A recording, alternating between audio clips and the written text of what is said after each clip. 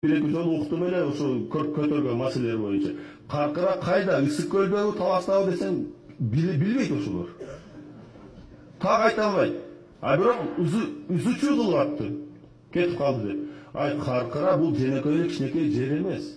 Каркыра деген где-то бир 60 миң гектардын жери аянт Каркыра дейт.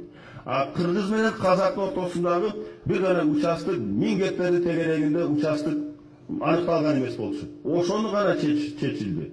Анан бул жерге келгенде бир киши өзүчө отуруп чечип кое бербейт туугандар. Биз казактарга 560 гектар жер бердик. А казактардан биз 1300 1400 гектар жер алдык. Алардын жерин алдык. Ошо чечимге барып мына депутаттар отурат могу жерде.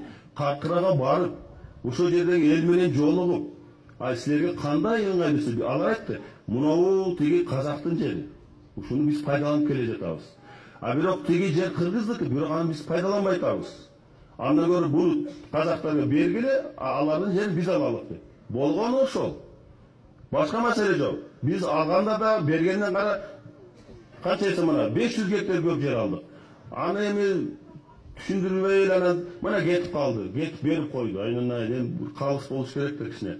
Муну сиздерге айтып атканым себеби сиздер Каркырадан алыстыңар, бирок билип койгонуңар туура болот деп ойлойм.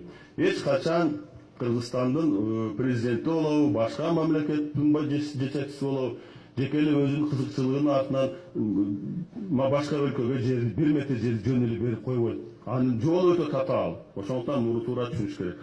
А биздин оппоненттерге башка айта турган сөзү жок. Ошондуктан жанагы сөздөрдү айтып атат. Эми булар айта берсин. Мен эми туугандар